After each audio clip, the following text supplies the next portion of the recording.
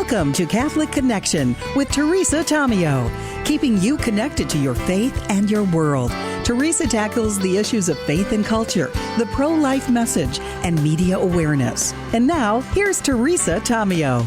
Happy Tuesday. It's Tuesday, July 14th. Hope your July is going well, especially this day on a Tuesday morning. Great to be with you. I know a lot of you are struggling through the heat, a big heat wave. I'll have an update on the weather. And hey, we feel your pain over in Italy. I was just telling my wonderful producer, Richard, before we hit the air this morning, that we are seeing all week long, and I'd say from now until September, mid-September, temps plus 90, at least 94 for the low. The highs mostly are going to be probably around 100 degrees, and that's just the temperature.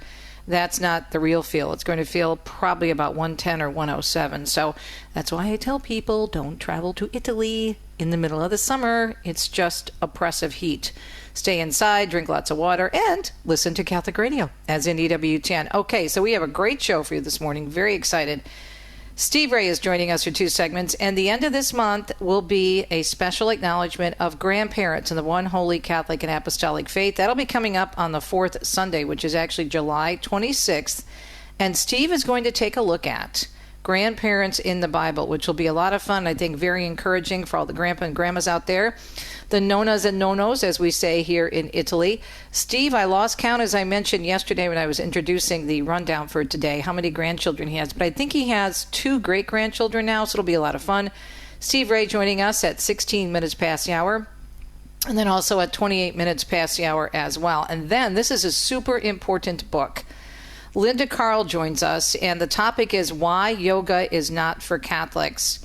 She has a new book, Yoga Unveiled, My Spiritual Journey from Darkness to Light. And she had me at the foreword, which was written by Susan Brinkman. If you're not familiar with Susan Brinkman's work, she's amazing. She works with Jonette Williams at Women of Grace, has done so for a long time, but she's such a wealth of knowledge on all things Catholic and Orthodoxy and has quite a journey herself. But this is a really good book because it's looking at some of the issues. So many people say, well, it's okay because of this or it's okay because of that.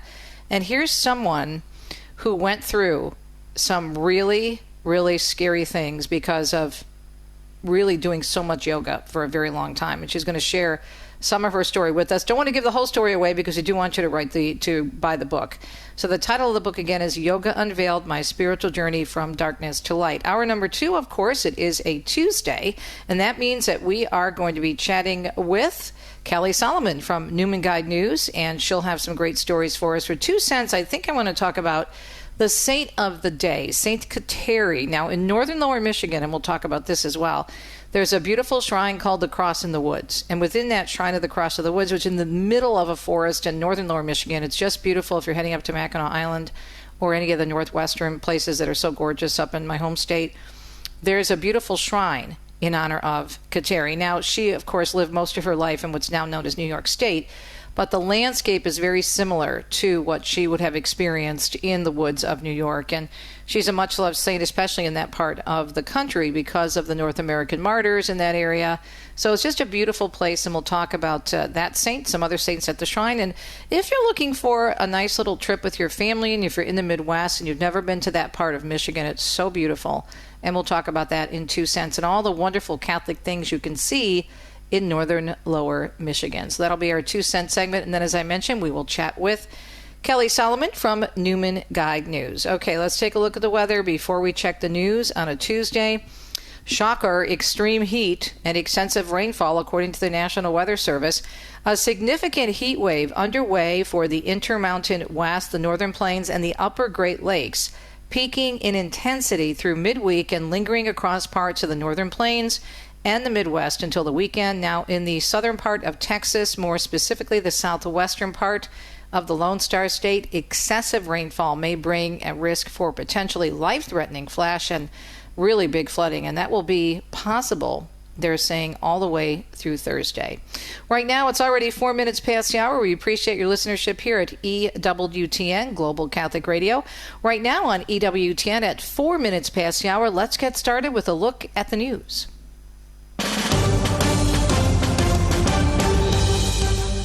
The U.S. conducting a third consecutive night of strikes against Iran. President Trump speaking from the Oval Office following U.S. Central Command's announcement of the new strikes.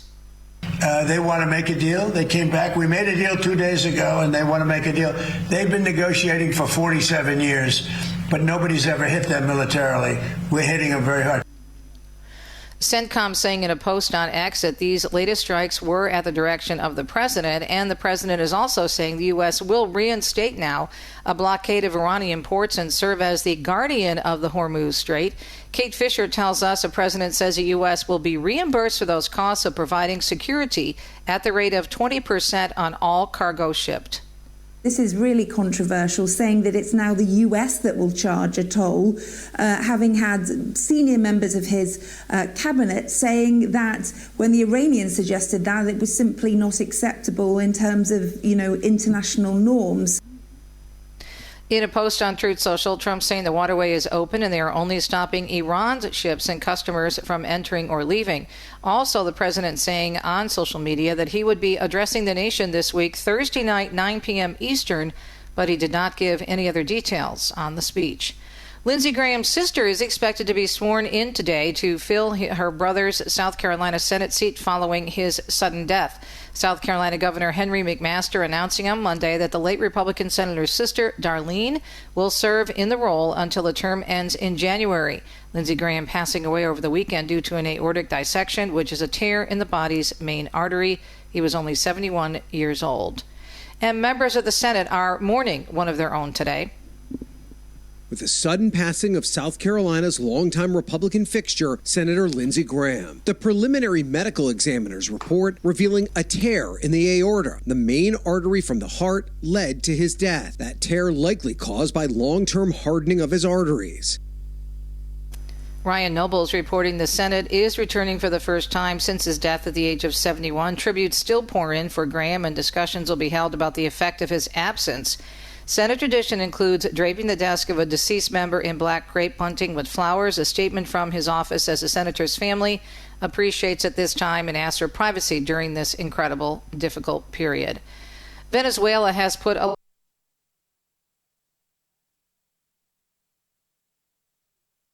Cesar Guevara says all humanitarian channels remain open, so the emergency supplies are getting to where they need to go. We have shipments from air freights that are going on a weekly basis to containers that are being sent via ocean freight to Venezuela. It has been almost 3 weeks since the back-to-back earthquakes struck. The death toll is more than 4,400. With thousands still missing, the interim government remains in place until elections can be held. Meanwhile, as Isabella Di Carvalho with Vatican News tells us, there was some hopeful news almost 3 weeks after the devastating natural disaster in Venezuela. Over 16,000 people have been left injured, while almost 18,000 are now homeless. The Venezuelan authorities said late on Sunday evening in the latest update of the disastrous earthquakes that struck the Southern American country. In a positive note, however, they did also say that almost 6,500 have been rescued. Nonetheless, numerous people are still unaccounted for, and many are still digging through the rubble to find the bodies of their loved ones. For example, as reported by Reuters, a teenage girl in the city of La Guaira, the epicenter of the disaster, was conscious under the rubble in the first 24 hours after the earthquake, but the rescue efforts were unable to get her out as the equipment needed never arrived and her body remains trapped under the wreckage. Her 17-year-old friend Maria told Reuters how they were practicing a dance routine together for their upcoming graduation when the earthquake hit. Despite being trapped under the debris for 17 hours, Maria managed to make it out alive. Out of 10 friends who were preparing the dance routine, 6 have survived. There are tragically many similar stories, as also firefighters and specialized rescue teams from abroad who had been sent to help in the first few weeks of the earthquake are now returning to their home countries. We knew there were people who were alive, but because of the amount of debris and rubble in the way, we just couldn't physically get there in time, and unfortunately, people had passed on, explained a British firefighter to the BBC. Another British firefighter highlighted the Venezuelan people's resilience despite the devastation. They've lost their homes, friends and families, and they still found time to offer us kindness, he said. They were offering us water, sweets, anything they had. They were offering it just to help us get through those difficult moments, which was amazing. Their kindness was just exceptional to me, he emphasized. The UN launched an urgent appeal last week for nearly $300 million towards providing aid for 1.3 million people over the course of 6 months. The UN estimates the quakes cost $6.7 billion in damage, equivalent to 6% of Venezuela's GDP. I'm Isabella Di Carvalho. A new UNICEF report warning that 3.7 million children under the age of 5 in Afghanistan are at heightened risk of malnutrition as worsening food insecurity and poor nutrition continue to threaten the lives of the country's youngest and most vulnerable. Vatican News reporting that yesterday a report, Too Little, Too Late, the diet crisis facing young children in Afghanistan, highlights an alarming deterioration in children's nutrition across that country, calling for urgent investment in preventative measures before the annual peak malnutrition season intensifies. EWTN News reporting this morning the Society of St. Pius X filing an appeal with the Vatican against the decree that declared the traditionalist group in schism with the Catholic Church for consecrating 4 bishops without papal authorization. According to the statement from the Society, the appeal was submitted to the Dicastery for the Doctrine of the Faith on July 11th, 9 days after the group was declared to be in schism.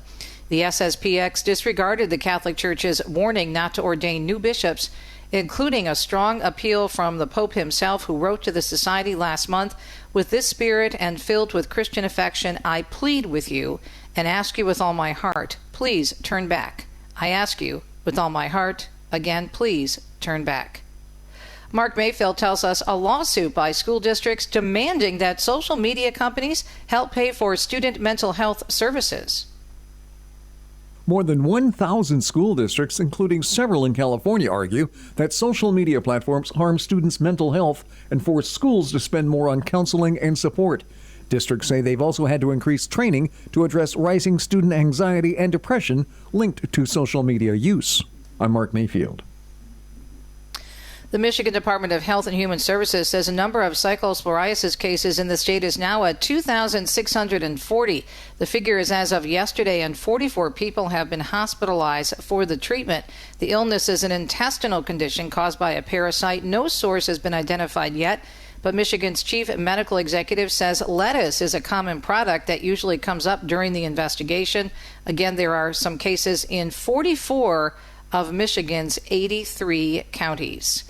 And temps are expected to climb into the 90s today and tomorrow, Scott Pringle explains, prompting forecasters to issue a heat advisory in many places, including the Big Apple.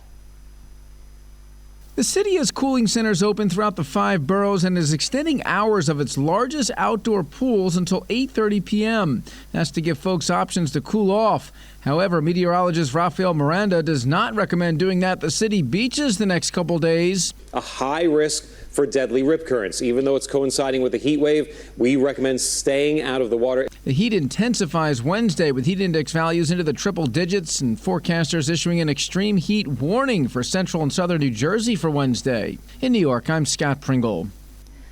And for the 9th year in a row, Arlington, Virginia ranked America's most fit city. That, according to the American College of Sports Medicine's American Fitness Index, looking at physical activity, parks, trails, obesity levels, chronic disease, and other indicators. At number 2, our nation's capital, right across the Potomac, followed by Minneapolis, Seattle, and Denver. Oklahoma City ranked at the bottom of that list. It is a Tuesday. We'll talk Nona and No-Nos, Grandma and Grandpa's. Grandpa and Grandpa's coming up next. Grandparents' Day at the end of the month. Steve Ray fills us in on grandparents in the Bible.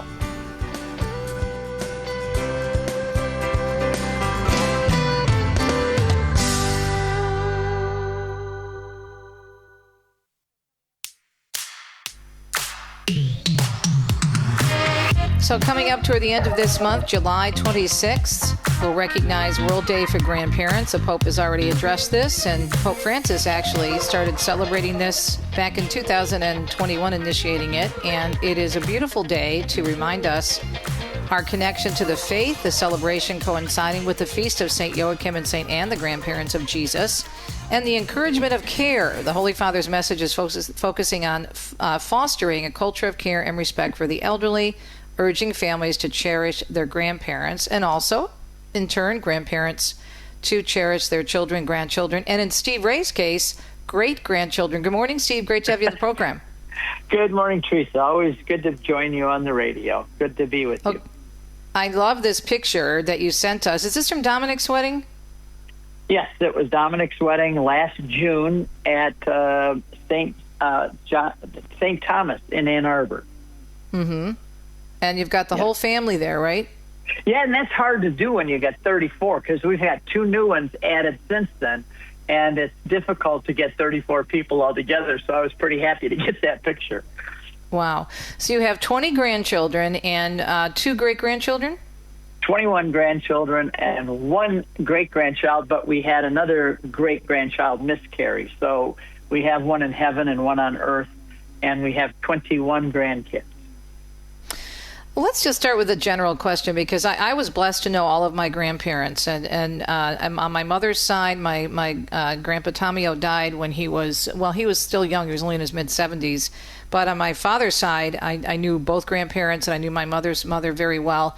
It still meant so much to me and means so much to me, especially living in Italy part-time, to have that relationship and to recall them. How important do you think it is, now that you're a grandparent and a great-grandparent, how important do you think it is, Steve? Oh, it's immeasurable. There's no way that we can quantify how important grandparents are. Unlike you, Teresa, I never knew my grandparents. I only knew them when I was young. My grandfather divorced my grandmother when my mom was 3 years old back in the 30s. So we never knew him until much later in life, and only a little bit. My other grandfather was out hunting with all the grandkids and accidentally shot himself in the kidneys and killed himself right at a family reunion. So I never met my paternal grandfather. So I'm trying to make up for that with our kids. And it's inestimable how important grandparents are. I have from Scripture here, I'm just going to read these 2 passages. Timothy was Paul's, along with Luke, the most faithful and dedicated of his fellow workers, from a young man all the way until Paul died in 67 AD. And he writes at the end of his life, Paul writes to Timothy and said, Timothy, I am mindful of the sincere faith within you, which first dwelt in your grandmother Lois and your mother Eunice. From your grandmother and grandmother, from childhood, you have known the sacred writings, which are able to give you the wisdom to salvation. So right there, the most loyal and faithful of Paul's followers, Paul attributes it to his grandmother and his mother. Wow. That's beautiful. And that, I think, is a testament to, as you just said, how important grandparents can and should be in our lives.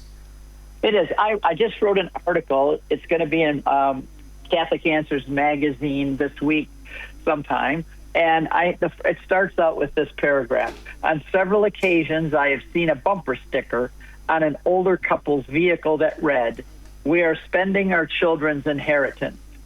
The implication of the bumper sticker is obvious. They live for their own selfish pleasure with no concern for or investment in their children and grandchildren. I did not find it amusing. I found it despicable.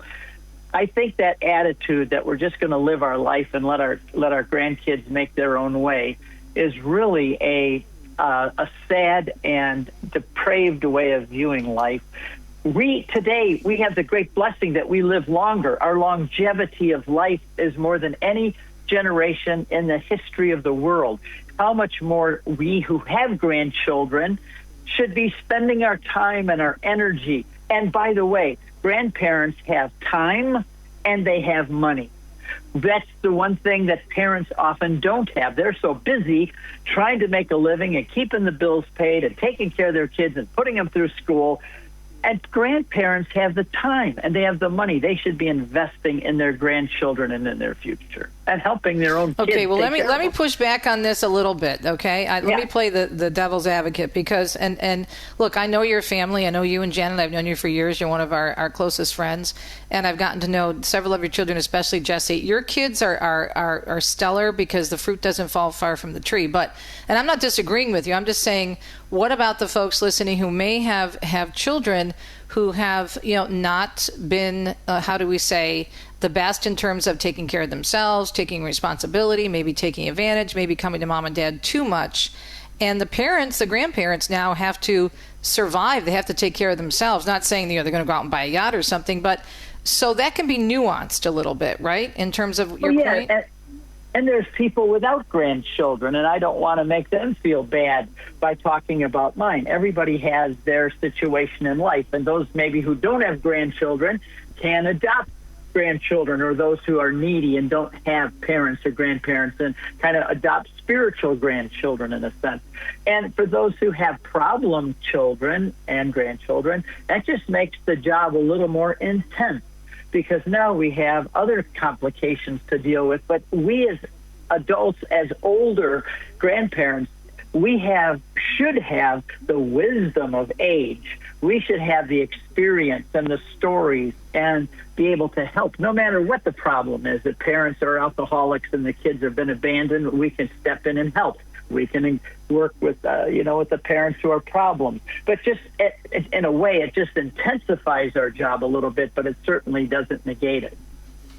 And also, it doesn't always have to be in financial support. As you just said, It can be emotional support. It could be babysitting, helping out, being with the kids and sharing the history of the family, right? It does.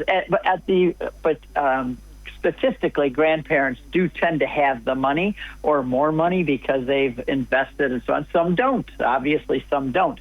But in any case, whatever God has given us and blessed us with, whether it's finances, time, wisdom, joy, we should do whatever we can to share it with our kids and grandkids. Now, say you have grandchildren that live on the other side of the country. Well, we should make a concerted effort to make phone calls to them. We call them all the time. Our grandkids call and want to talk to Nana just for the fun of doing it. And we should keep in contact, maybe write them a letter every once in a while, let them know how much we appreciate them, give them some words of advice and encouragement. But my whole point is this: we should be engaged. Whatever the situation of our children and grandchildren, whether it be good or ill, we should be engaged there, always available to help, to support, to encourage, that so that our grandkids know that they have this other level of support and emotional love and support. I remember, Teresa, when I was a kid, I always had this angst, this fear that if my mom and dad died, I wouldn't have anywhere to go because we didn't have grandparents. And I always remember that fear. And I'm hoping that, like my grandkids, they never have that fear because they always know Grandma and Grandpa are there if they ever need it. It's different nowadays, though, because as you said, grandparents are people our age. And so we've worked, God willing, hopefully we've invested. Our grandparents, like, for example, my grandparents are immigrants, all four of them coming over from Italy. And, they worked from the ground up and didn't have a lot. So it's a different situation. Right. I know they didn't have the money because they had 10 kids. And so that money was going to be, they had 25 grandchildren. So that was going to be tough. So, Stephen, we come back. I want to get back to the scripture verses because you've done a great job of pulling different verses from Scripture. You mentioned those two verses from 2 Timothy. You also have a verse from Proverbs that I'd like to discuss, and then some other references to not only grandparents, but St. Anne's Church, a beautiful place in Jerusalem, and our Lord's grandparents, and the other references to grandparents in Scripture. And just a general reminder of how important family is, because we're seeing so many things happening in our world today, and you know this well, where families are not speaking to each other. I just did an interview last week with the writer Noel Mering on her new book called No Contact, how this is now becoming a thing where if you disagree with somebody, if it's a strong disagreement, I don't want to talk to you anymore. Period. Basta.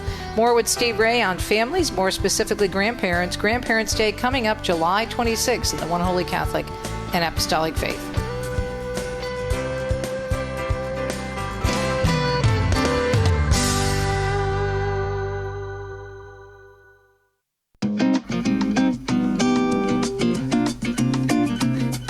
It's a Tuesday in the middle of the summer, in the middle of the month of July. Tuesday, July 14th. Great to be with you on EWTN's Catholic Connection. Grandparents' Day coming up on July 26th. This one's for you, Nona and Nona. Nono and Nona. Keep saying that incorrectly. Anyway, Steve Ray is with us, and we're talking grandparents because he is one, and he loves his grandkids and his great-grandbaby.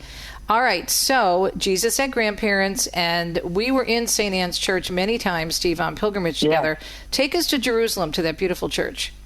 Yes, it surprises people that to think that Jesus has grandparents. They say, oh, yeah, well, and it's just kind of shocking in a way for a lot of people. But there's a document called the Proto-Evangelium of James, but it tells the story of Joachim and Anna. Now, those names are not in the Bible, by the way. Joachim and Anna are from this document that was from the early second century, and it tells the name of Mary's parents, Joachim and Anna, and they were aged, and they couldn't have children. And one day they just prayed and said, Lord, please, look in the garden, the birds are having their eggs are hatching and the babies are born, and you giving the birds babies, but not me. And the angel came and said, this time next year you'll have a baby, and Mary was born. So, and in that church, there's a beautiful picture of Anna and then little Mary standing next to her. And that's I love grandma. that. That is so precious. It's just beautiful. Yeah. Mm-hmm. And so whether Jesus knew his grandparents or not, we don't know. It doesn't tell us. Since they were aged, he may not have known them. But I like to think that he did, and that when they went down to Jerusalem, they would meet together. And it's just a great story. And to go down in that church and know that this is where Mary was born, that's quite a thing. And then Mary gives birth to Jesus. So there you've got 3 generations right there. Wouldn't it be really cute to think of Jesus grabbing a knapsack and saying, I'm going to grandma's? Yeah, and she has all this nice pita bread and hummus for him, so right. He always can't wait to go see Grandma and Grandpa. It's like over the valley and through the woods to Grandmother's house we go. He goes. Yeah. All right, Matthew 1:16. You talk about the fact that we see this in Scripture in terms of the generational Jesus and his family. Yes, as Jacob was the father of Joseph, Joseph the husband of Mary, by whom Jesus was born. So in Scripture, they were always careful to remember their genealogy. Genealogy was important, and that's one of the things grandparents can bestow on their grandchildren today is the family story, the lineage, who they're like. During the break, you said you had a picture of your great-great-grandmother on your wall and how much that means to you. The Jewish people were very much like that. They were so careful about the genealogy.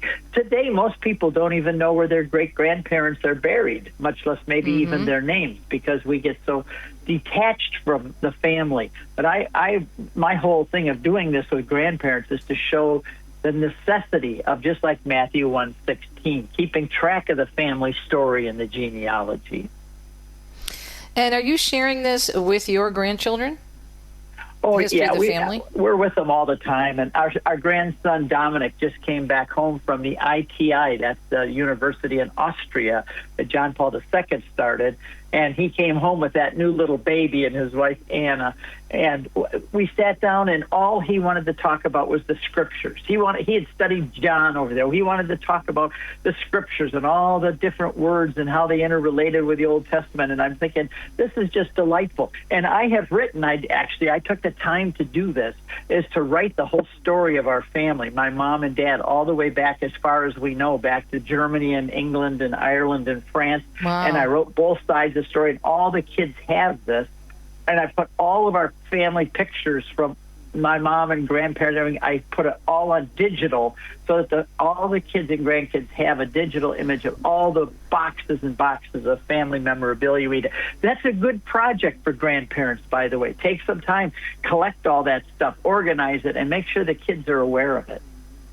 That is, because my grandnieces, and we're kind of like, and you know the story, the grandparents for them, and they're very interested in their background because they're very interested in their Italian heritage. And so before we left for Italy, we were telling them about, their grandparents or great-grandparents, the parts of Italy they're from.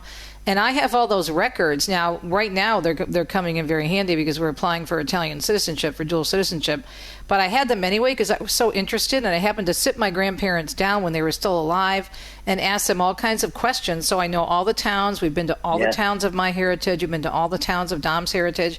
And boy, does that really fill a void in terms of, well, why do you have this particular look on your face or hair color or nose or whatever? Not only the physical traits, but when you hear about the personality traits.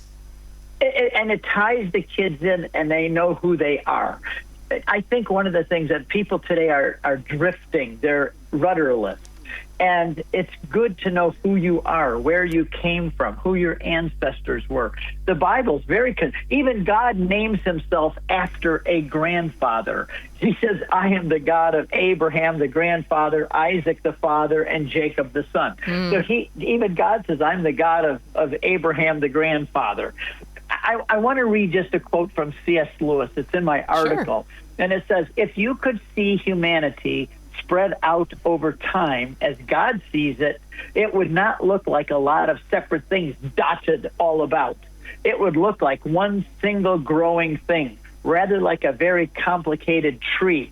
We're all interconnected with one another. And if kids get that sense of their family, that they're not just a separate dot, they are not part of a tree, and the sap is going from me into my grandkids and into my great-grandkids, that tree is growing, and we're all connected. That gives us, I think, the kids a sense of being and of importance.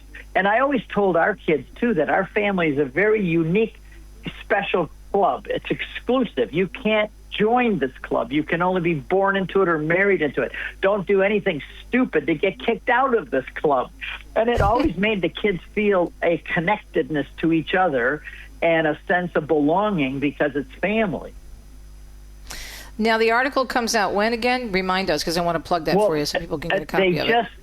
They said they're going to post it probably by the end of this week or next week. I never know when they're going to actually publish it, but I sent it into them over the weekend. It usually takes about a week for it, but it's about grandparents and grandchildren. And I go through the scripture, I go through history, how we are really blessed today because we have longevity in our life. Mm-hmm. And in the old days, a father would very seldom see his son grow up and have children. So one of the blessings that I put a lot of Bible verses in here, one of the blessings is that you will see your children's children, which was something Paul says the only command with a promise is to obey your parents so that you may live long on the earth. And Proverbs and Psalms are always see your children's children as a result of obedience. This is one of the blessings that he gives. But today, most of us get a chance to see our grandchildren because we have more longevity. Right. Right. And the other thing that's great, too, is, as you said, Steve, you've done a really good job of documenting your family history. It's a lot easier to do that now with different websites and different records. And that really helped me and Dominic track down family here in Italy.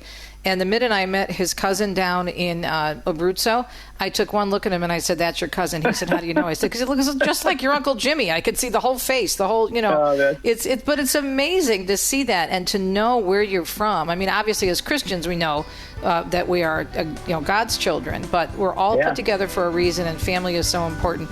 Great discussion. And again, the article will be on Catholic Answers, correct? Yes.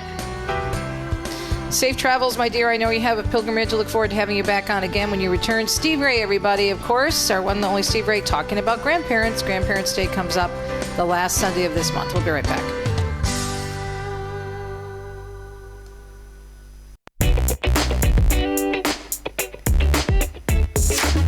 Thanks for tuning in to Catholic Connection, a production of EWTN. This is a sensitive topic, but it's a very, very important one. You may hear people discussing this at your parish, the issue of yoga, especially with women. Linda Carl has personal experience with this, and this is why she wrote this book. And the book is entitled Yoga Unveiled, My Spiritual Journey from Darkness to Light. Now, I was telling Linda during the break that I'm a huge fan, of course, of Jeanette Williams and Women of Grace, and Linda's going to be on that program very soon. But the foreword was written by someone that works very closely with Jeanette Williams, and that's Susan Brinkman, who is an amazing apologist. She is just brilliant in terms of her understanding the faith, especially New Age, spiritual warfare. And so when I saw that Susan wrote the foreword to this, I was like, okay, we've got to get Linda on. Linda, thank you for writing this book, and thank you for joining us. Appreciate it. I'm so glad to be with you, Teresa. Thanks for having me. All right, so the subtitle is really very capturing, My Spiritual Journey from Darkness to Light. So I know I want, as a fellow author, I always say to my authors that are on, I want people to buy your book, but just kind of give us a brief, narrow testimony of what led you to write this book and the challenges you faced with yoga. So for 20 years, I was involved in something that I didn't really fully know what it was. And it wasn't until I had a come to Jesus moment and I left yoga, and really a couple of years later, that I began to understand the dangers spiritually of what I had been involved in, what I had been teaching, and what I had been promulgating and promoting. So behind yoga is a Hindu spirituality. So as a Christian and somebody who follows Jesus, And the things that were done in yoga, which I outline in the book, are completely contrary to what we do and believe and practice as Christians. And so that's why I needed to tell people that love yoga and want to do yoga and believe that yoga is the panacea to life. There's hidden dangers, and it can lead to some darkness that I experienced firsthand in my life, and hence the subtitle, My Spiritual Journey from Darkness to Light. When you say darkness, what do you mean? Could you give us a little bit more detail? So the darkness that I experienced, actually, towards the end of my journey, I actually had an encounter with the devil. And so not really realizing that I was, through yoga, under oppression, and potentially could have been on the road to possession had I not been practicing the sacraments. That's the darkness. So there is an evil spirit that lurks not only with yoga, but also with New Age practices, which is another thing that I was led to through yoga, practicing my belief in the chakras and their benefits. And also I became a Reiki master. So with Reiki, you're harnessing or channeling an energy, but that energy source does not come from God. It comes from an evil spirit. And so those are some examples of the darknesses that I had no idea. I had no idea that I was involved in. So you were active in your faith. You were receiving the sacraments. How did you first get connected to yoga? What attracted you to it? So I became involved in yoga when I left my career to become a stay-at-home mom. And at that point in my life, I was peripherally Catholic. We went Christmas, Easter, weddings, funerals, but really not much more than that. And so when our first child was born, we realized we needed to give her some spiritual foundation. So we began to go to Mass regularly, and then by the grace of God, we ended up choosing to send our kids to Catholic school. And so I had already at that point been teaching yoga for 5 years. So I'm doing all my yoga, getting deeper involved in the various things around yoga, and then beginning to learn about my Catholic faith. So I'm sort of growing up in the yoga world and growing up in the Catholic world, and it was like a 5-year lingering. It was a little behind. I didn't start the Catholic thing until 5 years into the yoga thing. But so really practicing two spiritualities like that, even though many people think it's exercise and stress relief, I didn't, it really is a spiritual practice. And I began to see those things after I left it. The tenets of what I would teach and what I would do and what I learned as a teacher and shared with my students, those are spiritual practices. And again, most people don't realize the nuances. They're very subtly hidden. And that's why I wrote the book, because people need to know when you're saying an Om or when you're doing a mudra, all the things that we do in yoga, and we think they're benign and they're meaningless, or breathing, there's real spirituality hidden behind them, and they can lead people into some dark places, and I don't want people to go there. I would like them to stay safe and in the light of the Lord. Talking with Linda Carl, the author of Yoga Unveiled, My Spiritual Journey from Darkness to Light. How do we get the book before we continue, Linda? So you can get it many, many places. Sophia Institute Press is one, many Catholic bookstores, EWTN, Religious Catalog, and the Catholic Company, so many other places. Now, I'm sure, because we see a lot of yoga classes being offered at Catholic churches, and maybe they're offered by the church themselves in terms of the parish offering it, not knowing, or maybe they're just being held there because there's a convenient location. You probably got some pushback, I'm thinking, when you started to stand up against this or make your way out of it?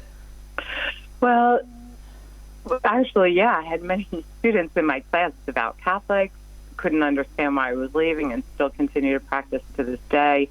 So my book hopefully will convert them. But case in point, I did yoga for our children's school at the time. I did it for our parish. I was asked to do that. And when I had, when I started feeling uncomfortable, I knew something was off spiritually for me. I went to our pastor, and he didn't really know how to guide me. And he's the one who had allowed me to do the yoga in the school and in the parish. So he just told me to keep praying. Thank the Lord he didn't say, it's okay, you can keep doing it. He knew he knew enough, God bless him, to say, just keep praying. And so then I had my I said to the Lord, I'm going to ask you to reveal to me what's going on with yoga. And I opened the Bible, it's 1 Corinthians chapter 10, therefore, my beloved, avoid idolatry. Do not be like the pagans who drink the cup of the Lord and the cup of demons too. So I also write the book for priests and bishops. Because I was just going to say that. That was my next question. Right, go ahead, please. Yeah.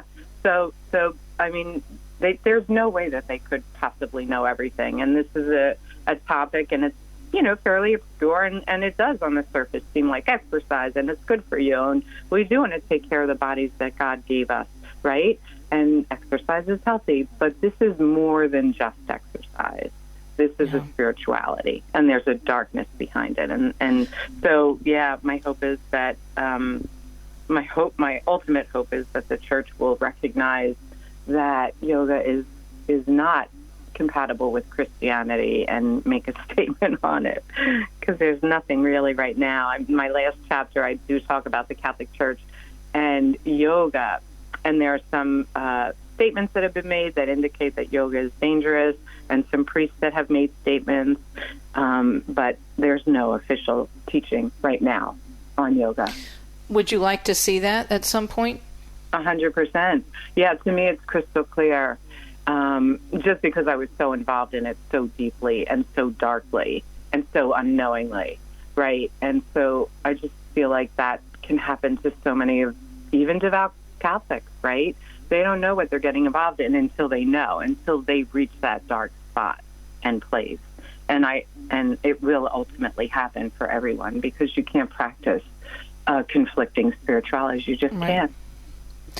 Well, I'm sure you probably push back in other ways. Like, for example, I'm sure people say, well, I know even if they weren't involved in yoga, I know so many people who have been doing yoga for years. They're great people. They've had no problems. You're trying to say people who do yoga are bad. That's not what you're trying to say. You're just trying to warn them. So what is your reaction when people say, I know a lot of people who do yoga and I don't see any problem with their lives?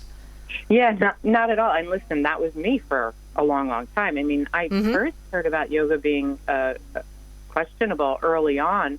But I thought it was great. I thought it was the greatest thing. And for many years, I thought that thinking was fanatical and extreme, right? So that was me for a very long time. So, I mean, absolutely. It's just, it comes down to just not knowing better, right? Just not understanding different. And so, in no way, shape, or form is anybody that practices yoga a bad person, for goodness sakes, right? They just don't know. They don't fully understand. The truth hasn't been fully revealed to them. Mm-hmm. And let's talk a little bit about the body postures and the breathing, because we do open ourselves up to certain things, and people need to understand that. So many of the postures, one of the main postures that I would lead off with is called a sun salutation, and in Sanskrit, the name is Siri, which is a Hindu god.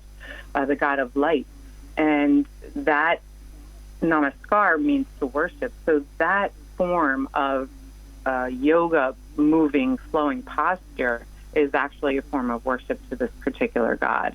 And many Hindus across the world start their day with this posture, believing that it will help this god continue to provide light for the world, sunlight. So, that's one example. There's many other examples. Many of the postures we were taught as teachers, everything in Sanskrit, which is an ancient language of India, but we really didn't know that these Sanskrit names were also Hindu gods, and ultimately worshiping, a form of worship for these Hindu gods. Wow. We only have about 3 minutes left. So you talk in the book about an unseen web. What's the unseen web, Linda? Well, the unseen web is, right, so we live in the physical world, right? We live in the natural world. We see things. But there's also the preternatural world, which is a whole world where we don't see things, and that's the spirit world. And so when you're practicing yoga and you're doing things that are of a different spirituality than a Christian or Catholic spirituality, you're getting involved in this unseen world. So that's the web that through these sounds, moves, breaths that you're practicing in your yoga class are delving into that world. So that's the unseen web that people just, we can't see it with our own eyes. So oftentimes when we can't see something, we dismiss it. We, think that it's not real, but there is that whole world, right? Angels, demons, that's where they reside. So what would you recommend for someone who has been doing yoga and enjoys it and thinks they're being healthy? Is there an alternative, would you say? Is there a different program that doesn't do the same type of body postures and opening yourself up to certain types of spirits? What would you recommend? Yeah, so if people love the feel of a yoga class, there's many alternatives that are similar to that. Pietra Fitness, Soul Core, those are options. Pilates oftentimes is the great stretching that you get in a yoga class. Those would be my top 3 alternatives for someone who really loves the feel of a yoga class and the stretching aspect. But you can do just regular, stretching classes. Those are always great. And walking, any other form of exercise, biking, those are great too. But if you like the feel of a yoga class, Soul Core, Pietra, and Pilates would be my top recommendation. Mm-hmm. Yep. Well, this is so informative and so helpful, and I know you've done this and trying to help other people understand what's out there, and I think it's a great idea. I hope that you can make this available. I know you're doing that in your own diocese, but this would be great for priests, local parish priests, and also for bishops to have this book. Again, we've been speaking with Linda Carl on her book, Yoga Unveiled, My Spiritual Journey from Darkness to Light, and the foreword is also great. It's written by Susan Brinkman, who is one heck of an expert on the Catholic faith, and she works with Jonette Williams, who's our gal here at EWTN. And by the way, Linda is going to be with Jonette on July 27th and July 28th on Women of Grace. Linda, God bless you for your work. Much success. Wish you much success with the book. We'll be right back.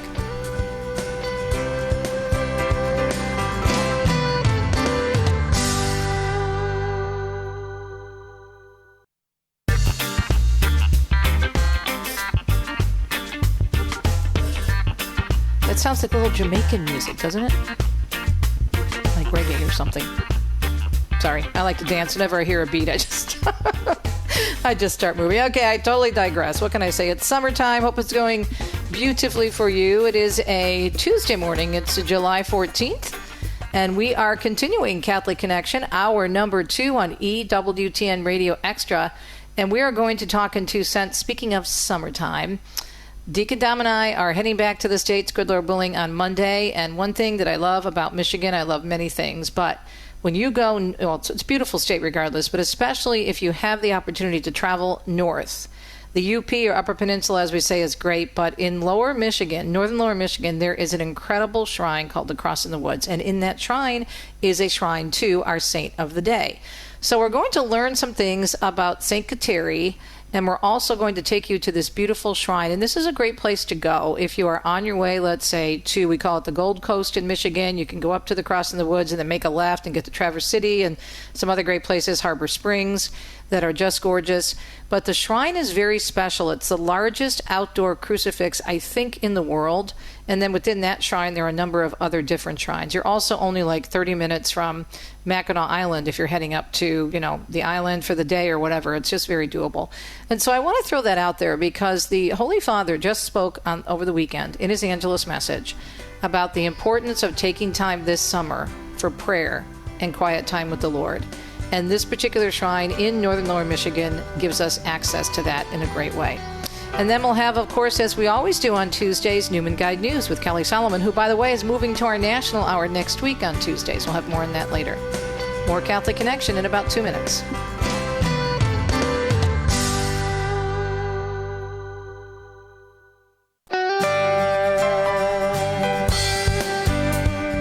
Welcome to Catholic Connection with Teresa Tomeo, keeping you connected to your faith and your world. Teresa tackles the issues of faith and culture, the pro-life message, and media awareness. And now, here's Teresa Tomeo. Continuing hour number 2 of Catholic Connection, this time here on EWTN's Radio Extra. Thank you so much for staying tuned to this program. And if you're just joining us, welcome on a Tuesday morning, July 14th, 2026. Great to be with you as always. And we have another wonderful show for you. We have T's 2 cents. And as I mentioned, if you were listening in the first hour, we are going to take you to the beautiful area of northern lower Michigan. And it's just below the UP or Upper Peninsula near the Straits of Mackinac. But we're going to take you to the beautiful Shrine of the Cross in the Woods, which is magnificent. And the reason I'm bringing that up today in 2 cents is because we're celebrating the feast day of St Kateri Tekakwitha. And there's a shrine within the shrine in the Cross of the Woods, a beautiful statue of her. And the nature, the surrounding area in northern lower Michigan is very similar to where Kateri spent most of her life in the 17th century, and that would be in New York State. So that very foresty, natural, woodsy type of feel, just beautiful areas of our country. And northern lower Michigan is just so striking. And if you are traveling this summer looking for a unique place, you can combine both faith and fun and some really good downtime by visiting northern lower Michigan. And I want to also mention, and we'll talk about this coming up, that our Grand Getaway, we still have some spaces available. And lots of folks, when they're coming from out of state, what they do before they get to the Grand Hotel or after, or sometimes both, is they pick out these particular places and they visit them, spend some downtime, then head out to the Grand Hotel for our big retreat, and then they come back down and do some other things in northern lower Michigan. But the shrine, it is so gorgeous. The Cross in the Woods, it's amazing. I'll talk to you about that when we come back after the news, of course, and the weather. And then we have, as we always do on Tuesdays, Newman Guide News with Kelly Salomon. We're going to talk about a special celebration that took place on one of our campuses across the country for the 250th, and how well they express themselves as young people who believe in the red, white, and blue. Amen. The Democratic Republic of the United States of America. Okay, what are we looking at weather-wise across the country? Extreme heat and excessive rainfall. A significant heat wave, according to the National Weather Service, is now underway for the Intermountain West, the Northern Plains, and Upper Great Lakes, peaking in its intensity through midweek and lingering across parts of the Northern Plains and Midwest until the weekend. Meanwhile, in southwest Texas, problems expect there. Excessive rainfall may bring a risk for potentially life-threatening flash and area flooding, and that will occur through Thursday.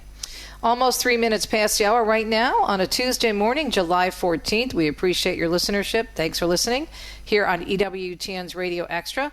Right now on EWTN Radio Extra, let's check the news for you on a Tuesday morning. The U.S. conducting a third consecutive night of strikes against Iran. The president speaking from the Oval Office following U.S. Central Command's announcement of the 2 new strikes. They want to make a deal. They came back. We made a deal 2 days ago, and they want to make a deal. They've been negotiating for 47 years, but nobody's ever hit them militarily. We're hitting them very hard. Centrom saying in a post on X, these latest strikes were at the direction of the president. Meanwhile, President Trump also saying the U.S. will be reinstating a blockade of Iranian ports and serve as the guardian of the Hormuz Strait. Kate Fisher tells us that the president says the U.S. will be reimbursed for the costs of providing security at the rate of 20% on all cargo shipped. This is really controversial, saying that it's now the US that will charge a toll, having had senior members of his cabinet saying that when the Iranians suggested that, it was simply not acceptable in terms of, international norms. In a post on Truth Social, another post, the president saying the waterway is open and they're only stopping Iran's ships and customers from entering or leaving. The president on Truth Social yesterday also said he would be addressing the nation this Thursday evening at 9 Eastern, but did not give any other details on that speech. Lindsey Graham's sister is expected to be sworn in today to fill the South Carolina Senate seat following his sudden death. South Carolina Governor Henry McMaster announcing yesterday the late Republican senator's sister, Darlene, will serve in the role until the term ends in January. Graham passing away suddenly over the weekend due to an aortic dissection, which is a tear in the body's main artery. He was only 71 years old. Meanwhile, members of the state continuing to mourn one of their own. With the sudden passing of South Carolina's longtime Republican fixture, Senator Lindsey Graham. The preliminary medical examiner's report revealing a tear in the aorta, the main artery from the heart, led to his death. That tear likely caused by long-term hardening of his arteries. Tributes continue to pour in for Graham, and discussions will be held about the effect of his absence. Senate tradition includes draping the desk of a deceased member in black crepe bunting with flowers. And the statement stands from the family in the office, saying the senator's family and friends appreciate the prayers and are continuing to ask for privacy. And Venezuela has put elections on hold as earthquake recovery continues. Feed the Poor and Venezuela native Cesar Guevara says all humanitarian channels are remaining open, so the emergency supplies are getting to where they need to go. We have shipments from air freights that are going on a weekly basis to containers that are being sent via ocean freight to Venezuela. It has been almost 3 weeks now since the back-to-back earthquakes that took place. A death toll more than 4,400. Thousands still missing. The interim government will remain in place until elections can be held. And meanwhile, as Isabella Di Carvalho with Vatican News tells us, there was hopeful news, a little bit of bright news, almost 3 weeks after those devastating natural disasters. Over 16,000 people have been left injured, while almost 18,000 are now homeless, the Venezuelan authorities said late on Sunday evening in the latest update of the disastrous earthquakes that struck the Southern American country. In a positive note, however, they did also say that almost 6,500 have been rescued. Nonetheless, numerous people are still unaccounted for, and many are still digging through the rubble to find the bodies of their loved ones. For example, as reported by Reuters, a teenage girl in the city of La Guaira, the epicenter of the disaster, was conscious under the rubble in the first 24 hours after the earthquake, but the rescue efforts were unable to get her out as the equipment needed never arrived and her body remains trapped under the wreckage. Her 17-year-old friend Maria told Reuters how they were practicing a dance routine together for their upcoming graduation when the earthquake hit. Despite being trapped under the debris for 17 hours, Maria managed to make it out alive. Out of 10 friends who were preparing the dance routine, 6 have survived. There are tragically many similar stories, as also firefighters and specialized rescue teams from abroad who had been sent to help in the first few weeks of the earthquake are now returning to their home countries. We knew there were people who were alive, but because of the amount of debris and rubble in the way, we just couldn't physically get there in time, and unfortunately people had passed on, explained a British firefighter to the BBC. Another British firefighter highlighted the Venezuelan people's resilience despite the devastation. They've lost their homes, friends and families, and they still found time to offer us kindness, he said. They were offering us water, sweets, anything they had. They were offering it just to help us get through those difficult moments, which was amazing. Their kindness was just exceptional to me, he emphasized. The UN launched an urgent appeal last week for nearly $300 million towards providing aid for 1.3 million people over the course of 6 months. The UN estimates the quakes cost $6.7 billion in damage, equivalent to 6% of Venezuela's GDP. I'm Isabella Di Carvalho. A new UNICEF report warning 3.7 million children under the age of 5 in Afghanistan are at heightened risk of malnutrition as worsening food insecurity and poor nutrition continues to threaten the lives of the country's youngest and most vulnerable. Published this week, the report, the Vatican News website says, Too Little Too Late, the diet crisis facing young children in Afghanistan, highlights an alarming deterioration in children's nutrition across that country, calling for urgent investment in preventative measures before the annual peak malnutrition season intensifies. EWTNnews.com this morning reporting the Society of St. Pius X filing an appeal with the Vatican against the decree that declared the traditionalist group in schism with the Catholic Church for consecrating 4 bishops without papal authorization. According to a statement from the Society, the appeal was submitted to the Dicastery for the Doctrine of the Faith on July 11th, 9 days after the group was declared to be in schism. The SSPX disregarding the Catholic Church's warnings not to ordain new bishops, including an appeal from Leo XIV himself, who wrote to the Society late last month, "With this spirit and filled with Christian affection," he said, "I plead with you and ask you with all my heart, please turn back. I ask you with all my heart." Mark Mayfield tells us a lawsuit filed by school districts demanding that social media companies help pay for student mental health services. More than 1,000 school districts, including several in California, argue that social media platforms harm students' mental health and force schools to spend more on counseling and support. Districts say they've also had to increase training to address rising student anxiety and depression linked to social media use. I'm Mark Mayfield. The Michigan Department of Health and Human Services saying the number of cyclosporiasis cases in the state is now at 2,640.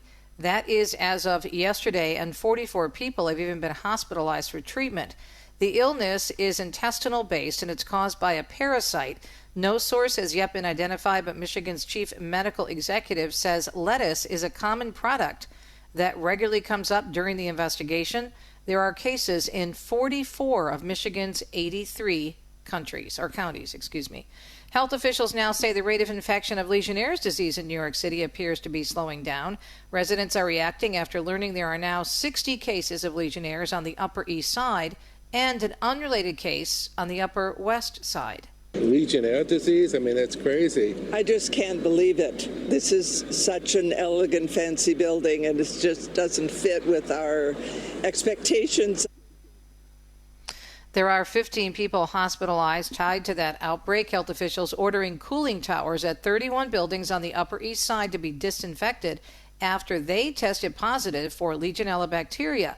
Officials say the case on the Upper West Side is impacting the hot water system at the Ardsley building and has no connection to the Upper East Side cluster. Scott Pringle tells us, speaking of New York City, temperatures are expected to climb into the 90s today and tomorrow, prompting forecasters to issue a heat advisory for the Big Apple. The city has cooling centers open throughout the 5 boroughs and is extending hours of its largest outdoor pools until 8:30 p.m. That's to give folks options to cool off. However, meteorologist Rafael Miranda does not recommend doing that at the city beaches the next couple days. A high risk for deadly rip currents. Even though it's coinciding with the heat wave, we recommend staying out of the water. The heat intensifies Wednesday with heat index values into the triple digits, and forecasters issuing an extreme heat warning for central and southern New Jersey for Wednesday. In New York, I'm Scott Pringle. 2 Supreme Court justices testifying this morning on Capitol Hill about their annual budget request to Congress. Justices Elena Kagan and Amy Coney Barrett appearing before the House Appropriations Subcommittee that handles Supreme Court spending. It marks the first time since 2019 that Supreme Court justices have testified on their annual budget request. The High Court is requesting a boost of over $14 million in the next fiscal year to increase security for the 9 justices. And Daria Albinger tells us a loyalty program in which you're involved may save you some money, but could be costly when it comes to your online security. Over 3/4 of Americans belong to at least one store loyalty program. You trade a phone number or an email address for discounts, rewards, or special offers at a grocery store, a coffee shop, maybe a gas station. And that savings may come with a hidden cost, your personal information. When you hand over that information, data brokers build a profile on you, and they sell that information, and not just other companies. Scammers can also buy it and use the data to develop phishing emails. One tip, use a separate email just for rewards accounts, maybe a separate phone number too. That way, if your information is leaked, your primary contact information may still be protected. I'm Daria Albinger. I'm Teresa Tomeo. It's a Tuesday. T's 2 cents coming up next. Stay tuned.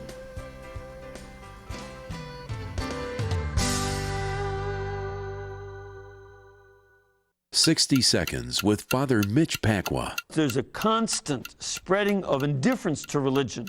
See that attitude, well, you've got your religion and I have mine, or I have no religion, but that's all up to you. It's all a personal choice. It doesn't matter. If you go to hell and fry, it doesn't matter. Yes, it does. And it matters to me if I do. Also, secularism. Well, we'll just keep religion out of it. That was never the intention of the founders of these United States. Don't buy that bologna sausage. The founders of this country were thoroughly religious. And they intended this to be a very religious country. And Thomas Jefferson, one of the people they sometimes say was irreligious. Thomas Jefferson said, this government cannot work if all we have are the laws. If we don't have religion to help people keep a sense of why they should keep the laws, it'll fail. The people you know and trust are on EWTN. Preach it, Father Mitch. Woohoo! That was great. Of course, he joins us every Thursday with Cultural Connections. That's 2 days from now, God willing.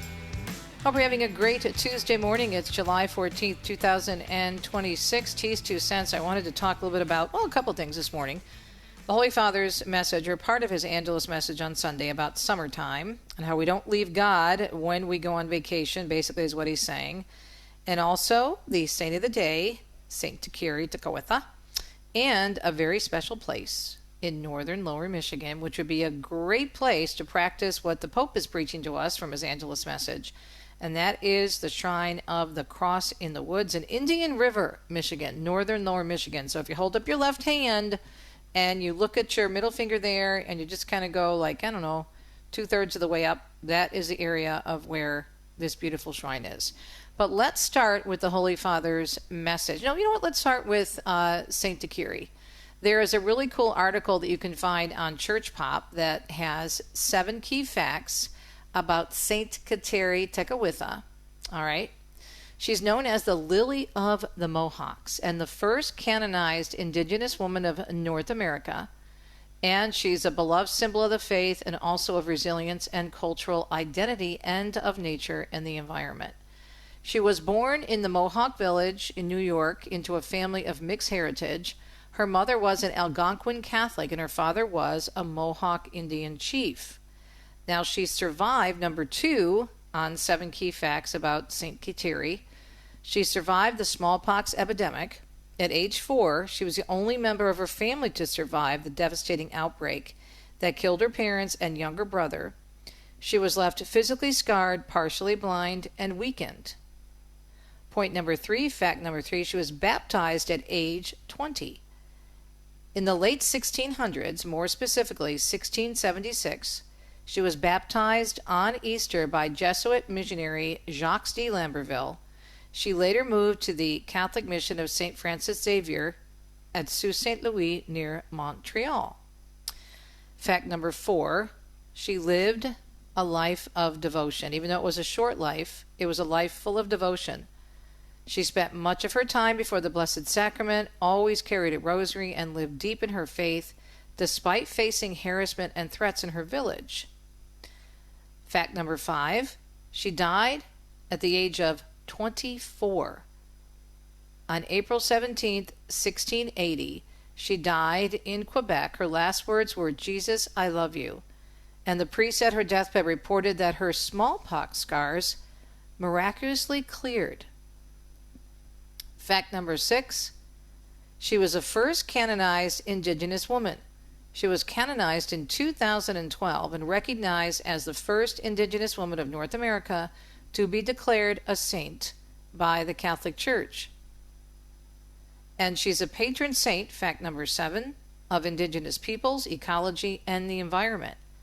She is honored for her spiritual strength, cultural preservation, and deep connection to the natural world. And of course, you can find this article on our Church Pop outlet.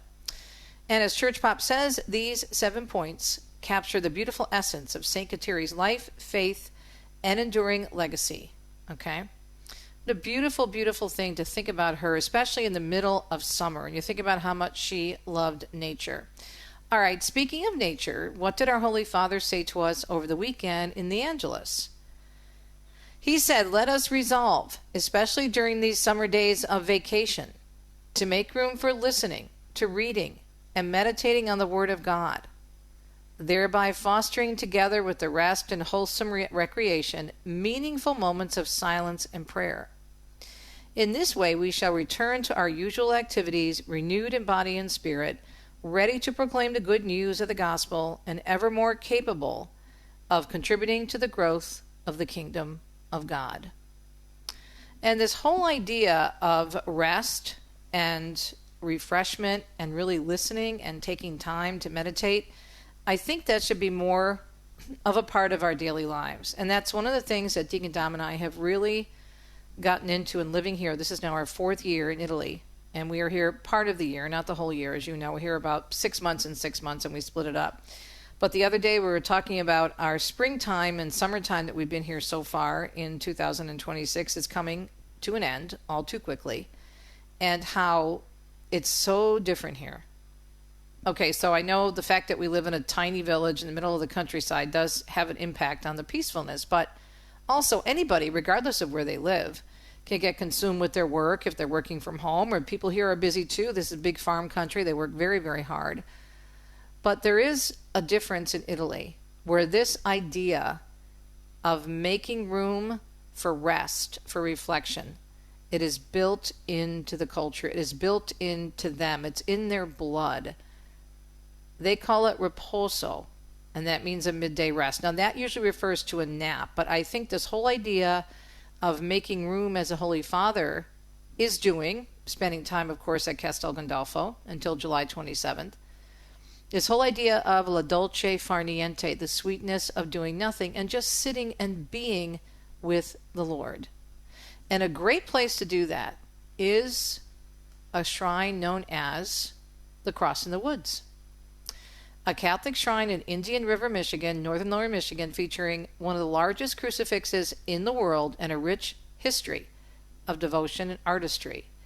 So if you're heading up I-75, let's say you're coming across the Ohio border or coming into Michigan, and you're going up north, as we say, that whole section is referred to as up north, and you want a really cool place to go to Mass, you have to visit this Catholic shrine. And you talk about a place to allow for wonderful reflection, scripture reading, doing the rosary, the Stations of the Cross. It's all there.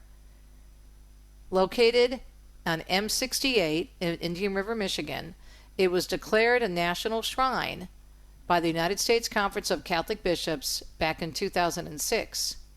It's well known for its 55-foot tall redwood cross with a 28-foot bronze figure of Christ, created by sculptor Marshall Fredericks, making it one of the largest crucifixes globally. Now, I think for a crucifix placed outside a church, I think it's the largest in the world.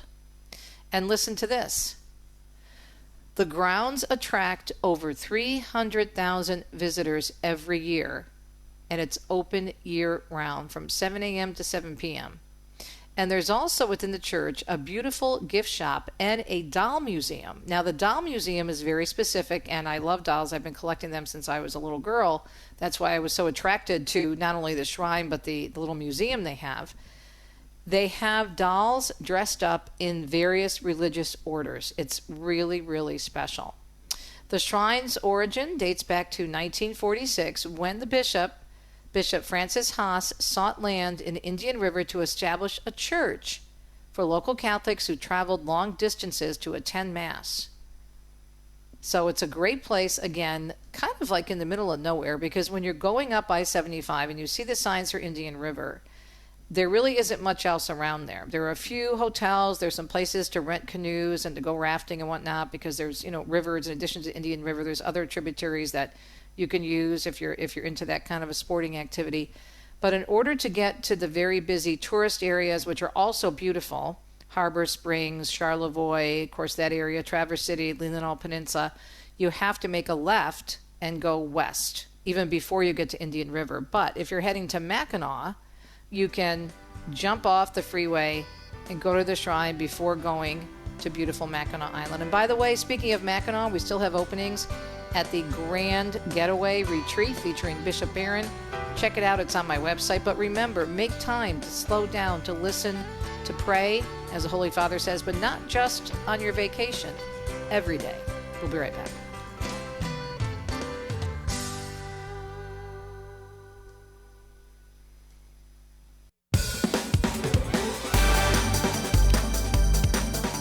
Always great to catch up with Kelly Salomon, Vice President of Newman Guide Programs at the wonderful Cardinal Newman Society. She gives us, we call it Newman Guide News. It's a great segment. And by the by, write this down, make a note of it. Kelly is going to be moving on up to the east side, as that old song says. Kelly, you're probably too young to remember that theme song from a particular situation comedy, so I won't even go there. But anyway, she's moving up to the first hour of the program on Tuesdays at 9:39 Eastern.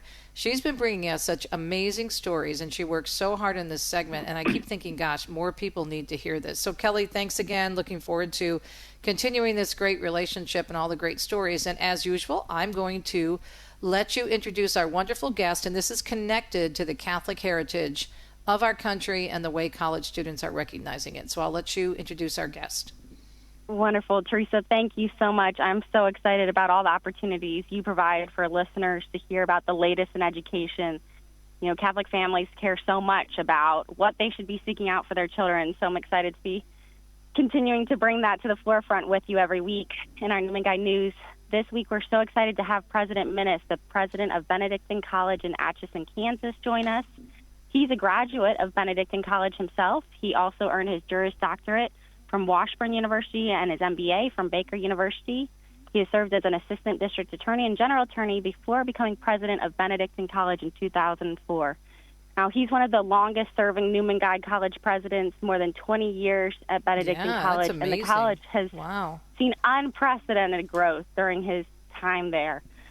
Teresa, he's grown the college from 1,000 students to more than 2,000 students.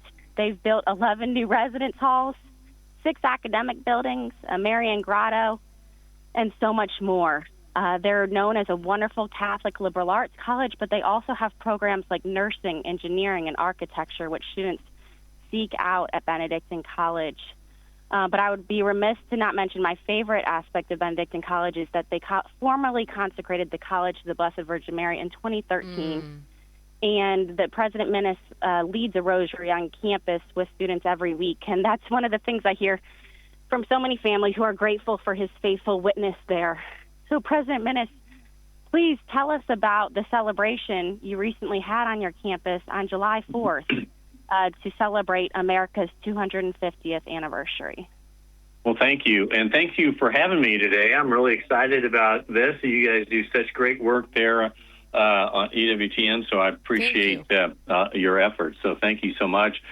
We had a grand opening of a new library on our campus on July 4, 2026. And when I describe our library, you'll understand why we picked that date, because it's not your ordinary library. This is a library which is classically designed, and it looks like Independence Hall in Philadelphia. And inside that library is a replica of the Liberty Bell and a replica of the Assembly Room. And this, if you've ever been to Independence Hall in Philadelphia, you see the Assembly Room is where in 1776 they signed the Declaration of Independence, and in 1787 the founders signed the Constitution of the United States. And so it becomes a place really on our campus where we can bring young people onto our campus, teach them about the greatness of America, and kind of pass those values from one generation to the next. And so it's really an amazing building. And we opened it up on July 4, 2026. We had a fantastic celebration. We had Thomas Jefferson and Abraham Lincoln and Benjamin Franklin, George Washington. They all came, and we sang the Star-Spangled Banner and America the Beautiful. We had speeches by those famous people. We also read the Declaration of Independence, and it was just a fantastic day on our campus. That sounds amazing. So let me ask you, Stephen, how much coverage did you get outside of Catholic media? Because what a great story that is for the news in general. Right. Well, there was a lot of coverage just surrounding the 4th, and we were part of stories in the Midwest anyway. But I'm hoping that more and more people pick this up nationally, because it is we're doing something that others aren't doing. In fact, I tell the story all the time at the groundbreaking of this building. Our student government president said that the youth of today are taught to hate their country, right? I was just going to bring that up. up. We believe across the country, other universities are teaching anti-American history. But the speaker went on to say that, but not at Benedictine College, because we love America, and we believe that the last best hope on earth should be celebrated, and that those values of self-government and individual liberty, civic virtue, that the country is founded on Christian values, should be passed from one generation to the next. And so that's what this building is going to allow us to do. Oh, that's awesome. We're talking with the president of Benedictine, and it's Dr. Stephen D. Minnis, and great to have you on board with us. It's so exciting, and just to talk about the respect that your students have because of what you're passing on to them, the history of our country, especially the Catholic and Christian connection. Doctor, I wanted to ask you, because I just saw a bunch of videos I was watching. You know how you watch something on TikTok and the same things keep coming up over and over again? And so there are these interviews with these young people. Some of them were at Harvard, some were at other universities. They weren't Benedictine students, that's for sure. But the comments they were making were not only just so bizarre and so way left of anything, even center at all centered. They were just they're not based in fact. And the funny thing is, not so funny, but when the interviewer would ask, well, okay, you hate this country, you can't stand the administration, you can't stand this, you can't stand that. And it wasn't just about Trump, it was about a lot of things in the U.S. they claimed to hate. Then you ask them, well, where would you live? Okay, let's go to this country, because if you go to this country, women have no rights, blah, blah, blah, and they go down the whole list, and they have nothing to say. They can't explain, they can't back up their claims. It's just so sad what's happened in so many other places in higher education. What's your thoughts on that? Well, that's really a great point. It's really sad. And this is actually, it was this that prompted us to do something like this, to say, we believe in Catholic patriotism, we believe in America, and we think that, like I said, the last best hope on earth should be celebrated. And so our students love America, and we're going to give them that foundation to understand this is the greatest country in the world.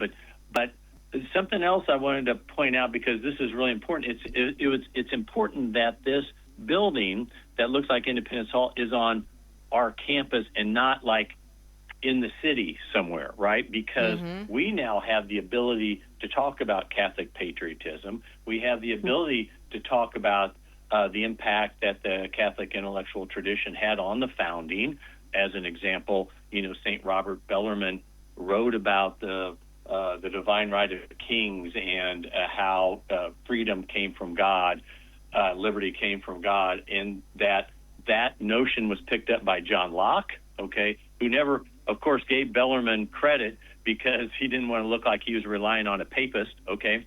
And then, of course, that notion was also relied upon by Thomas Jefferson when he wrote the Declaration of Independence, again, not giving credit to Bellarmine because he didn't want to rely on a papist. But that type of history can be passed down now on our campus in this building that wouldn't have happened somewhere else, okay? And so this is the foundation that our students and the students that come onto our campus are going to hear about.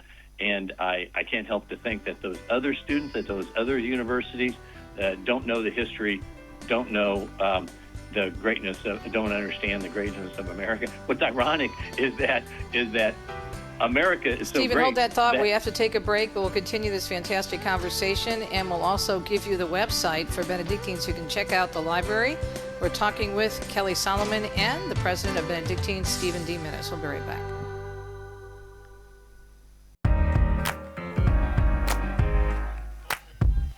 Kelly Salomon joins us every Tuesday for Newman Guide News. Now we're moving this wonderful segment to the first hour of the program next week at 9:39 Eastern Time. She always brings us great guests, including the president of Benedictine, who's with us now, Stephen D. Minnis. Stephen, sorry we got interrupted by the musical chairs. I want to let you finish your thought that you brought up before the break.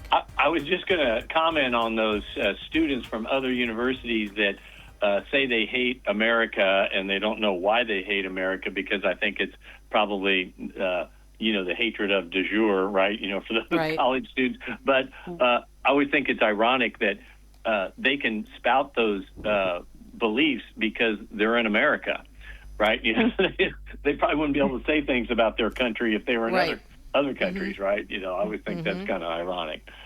Yeah, let's see what happens if they go to Iran or other places, and where women, what kind of rights do they have, and if someone is same-sex attracted and they find out, they're thrown off of buildings, and it's just and they say they support these countries and they want to move there. Well, okay, if that's your desire and wish, nobody's stopping you, and then maybe you'll appreciate your country a little bit more. Kelly, I'll turn it over to you to ask the next question. Yes. Going back to this library, I think it's such a countercultural move that Benedictine built a brand new library. In the rise of AI and personal devices, can you speak to that, President Minnis, of why building a library here in the 21st century? Well, that's important. I've been talking a little bit about just part of this library, which is the Assembly Room and the Liberty Bell, and it looks like Independence Hall. But more importantly, that this is a true library built in the 21st century, and it houses all of our 250,000 volumes of books. Our students can walk into this library, be surrounded by this knowledge, have their intellectual senses heightened, and really prepare themselves for the life of the mind. And I think in today's world, people aren't building libraries, right? Because donors and administrators are saying, seriously, I'm going to spend all this money where you can get the entire contents of a library in your pocket right now. But we thought it was important because it would be created a symbol on our campus of our commitment to academic excellence, but more importantly, that these students understand how to live a life and how to embrace the intellectual life, and it's going to be really important. We know that students who study in the library actually have higher GPAs than those that study elsewhere, even if they study the same amount of time. And so we thought that this was important, and important in today's age, that a library where you can study and be surrounded by this knowledge was important. So that study is quite interesting. Tell us more about that. What is the difference about being in the library setting versus studying somewhere else? I don't know, but we did a study a while back before we built a new library because we wanted the information. Two things happened. One is the average GPA is higher. Also, the average retention rate at a school is higher when you study in a library versus if you study elsewhere, even if you study the same amount of time. I think that there's a privacy there. There is quiet. Just a quietness, but also just being in a place that is made for that, okay? Made for studying, research, learning. I think that just satisfies the mind better than other places. Well, my best college memories come from studying in the library with a group of friends, on the same class, the same topic, sitting around the table and studying, going and grabbing what books we needed, and then heading off to evening mass together. I was just going to say that, Kelly. Yeah. Mm-hmm. Yep, exactly. Yeah. Now, the thing, too, that's interesting is you have a library, so the students will be able to, this is something from old school, check out a book, right? Yes. I know. What's that? I know. You have to get those old library drawers, though, Stephen. You got to go through all the cards. Remember those? Most libraries now I'm really old. Yes. Oh, most libraries now are built where books are someplace else, and you go and check them out. So you lose that opportunity to go along the stacks to find your book, and then you find another book that interests you, and another piece of information, and all of a sudden you're caught up in just learning and knowledge. Right. And I can't tell you how important that is, and that's what we believe in too. We're a liberal arts college, and we're in an era where we're kind of getting our students becoming information rich, but analysis poor, because they're getting bombarded by tons of information every day. But when you have a foundation in the liberal arts, all of a sudden, when you are bombarded for this information, well, you've got a foundation in art and literature and history and philosophy and theology and math and science. And all of a sudden now you can pull from that base of knowledge and determine what's true and be able to analyze and make good decisions. So this is what the liberal arts does. This is what libraries do for you. Tell us a little bit more about how the parents reacted to your big celebration with, Jefferson showing up and Franklin and Lincoln and the whole gang there. Yeah, that was, well, we wanted to plan this thing so not only would people be excited about the assembly room, and we also have these documents from the Remnant Trust, which are original historic documents, so they were able to see that. But we also want to provide opportunities for young people to understand about. So we had colonial games set up, jacks and different things. And we also had, people in period costumes walking around answering questions as if they were from 1776. And every 15 minutes we would have a historic figure give a speech. And you would not believe people were there. They would listen to the speeches. They would clap. It was really an inspiring day, actually. Wow. Kelly? That's wonderful. Well, President Minnis, what you said about students being info-rich but analysis-poor reminds me of Pope Leo's encyclical on how students need to be able to make sense of this information and give meaning to their lives, not just collect information. It makes me excited about what's happening at Benedictine. What's next at Benedictine? What are you looking forward to in the coming months and years at Benedictine? Sure. We're in the process of applying to have a medical school, the Benedictine College School of Osteopathic Medicine. It'll be opened, we pray, proposed in fall of 2028. And this is going to be really an important school for the culture, okay, because it'll be the most pro-life medical school in the country, where our young people will be taught about the worth and dignity of every patient that they see, that they'll learn how to build relationships with their patients. It won't be transactional, and we'll be doing something that's very hard to find in America, which is we're going to be an academically excellent medical school that's faithfully Catholic. And there's never a better time for the culture to have this medical school open. For the undergraduates, it'll be very important because we'll have, preferential acceptance for Benedictine college students to go to that medical school. But more importantly, it's just going to be so important for the culture. Our vision is to transform culture in America. This is the most important thing that we can do for the healthcare culture in America is to do this. Well, I also think, Stephen, when you have all these students that are exposed to the reality of the history of our country and the Catholic connection to it, that you think of all the students that will be going out over the next few years and sharing that information. And it might be, who knows, a groundbreaking or eye-opening for those students we see on TikTok and sometimes interviewed on some of the other conservative channels where they just make absolutely no sense because they really don't know because they haven't been taught, right? That's right. The culture, we believe the culture is broken. This is why our vision is to transform the culture. And it brings about loneliness and hopelessness and faithlessness and truthlessness. And so this is just a part of that, right? The lack of understanding of patriotism, the lack of understanding of, Christ-like medical care. All these things add up to a culture that's broken. And that's why we as Catholics have to stand up and transform the culture. I don't know if you heard the story. I was just going through the news and preparing for the program today. A heartbreaking story about a 44-year-old performer who had a great deal of success, a vocalist, a dancer, a producer. His name is Josh Grassetti, 44 years old, and he took his own life. And you're thinking, oh my goodness, he had so much success. He's still so young. Alluding to what you said earlier, Stephen, this sense of hopelessness, even when you're at the height of success in our world today. And Lord only knows, bless his soul.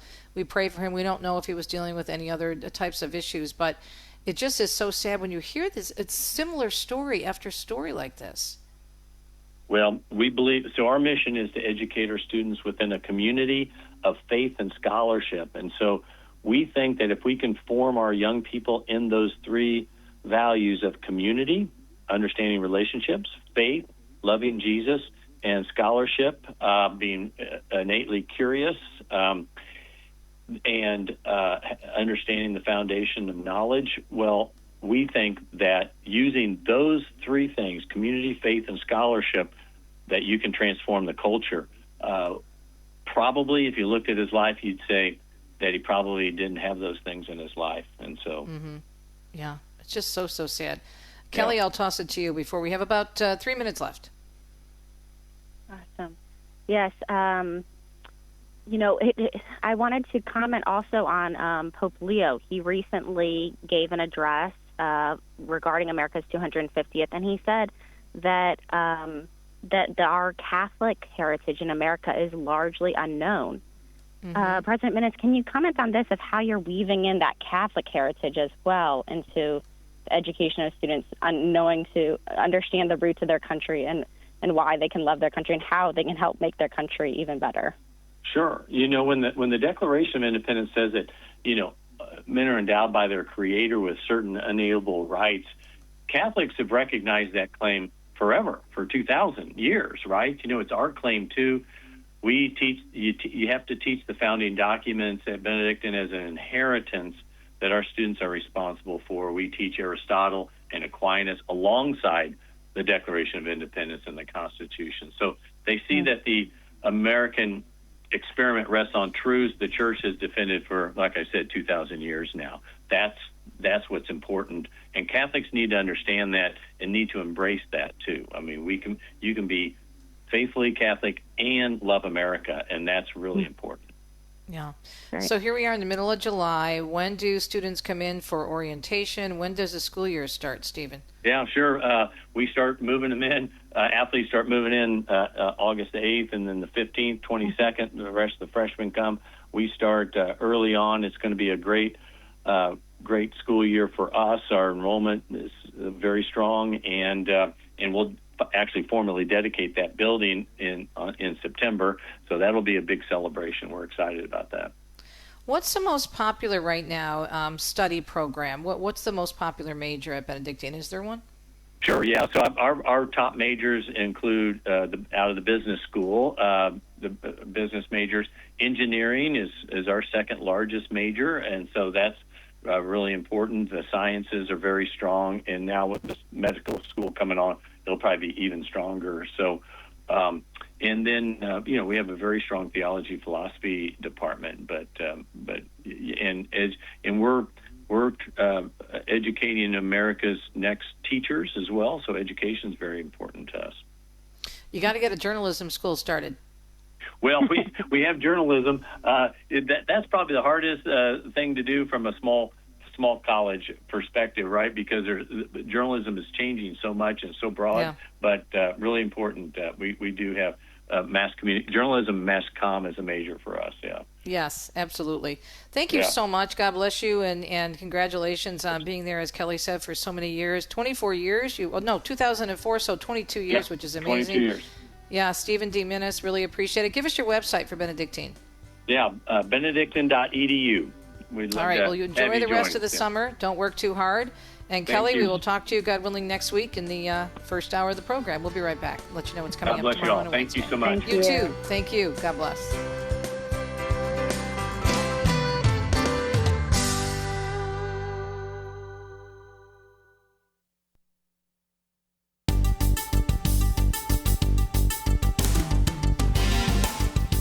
Thank you so much for listening on a Tuesday. First hour, of course, and now second hour wrapping up already. My goodness, time flies. And we have great guests. I think so. EWTN Radio Extra. Coming up on a Wednesday, we check in with our friends Greg and Julie Alexander. They are from a wonderful ministry called the Alexander House. They've been working with couples in troubled marriages for over 25 years.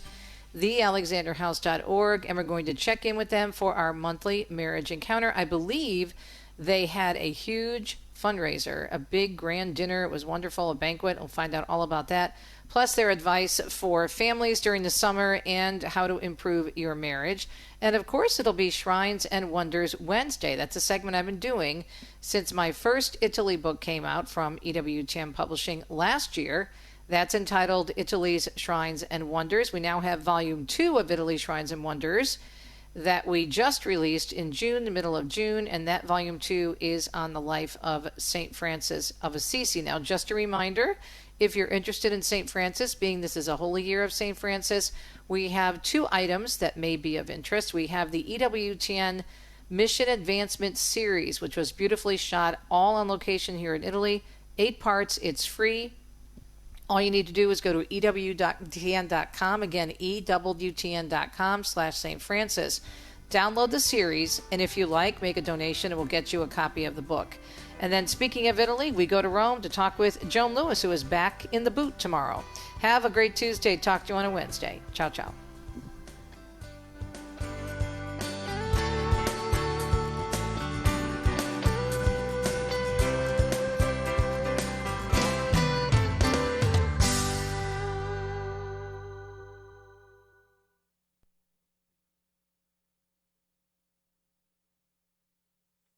Thank you, T.